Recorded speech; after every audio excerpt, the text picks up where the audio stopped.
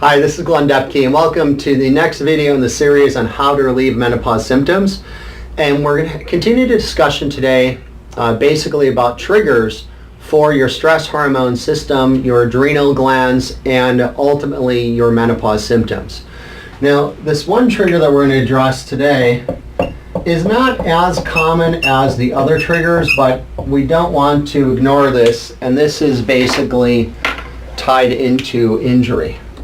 And not just injury overall, we would actually refer to this tied into what I would refer as chronic injury. So this is something that's been going on for some time.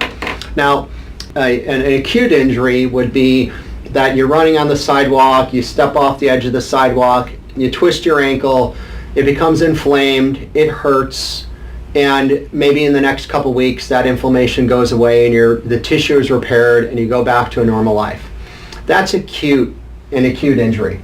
A chronic injury is something you're dealing with long term. Maybe it's chronic back pain. Maybe it's challenges with your neck.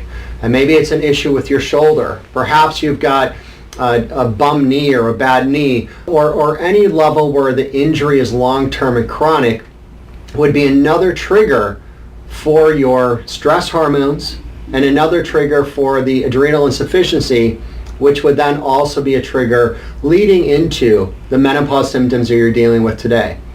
Now, as I mentioned, this is not as common of a trigger as many of the other triggers, but the chronic injury does lead into one of the single most significant triggers that I see for women dealing with menopause symptoms today. And tomorrow's video, we're going to wrap up all the triggers by really getting into what I really do consider one of, if not the single biggest factor. So make sure that you subscribe to this page so you easily and effortlessly get this video tomorrow, because you're going to want to make sure that you get this invaluable information. I'm Glenn Depke from Depke Wellness, and thank you so much for your time.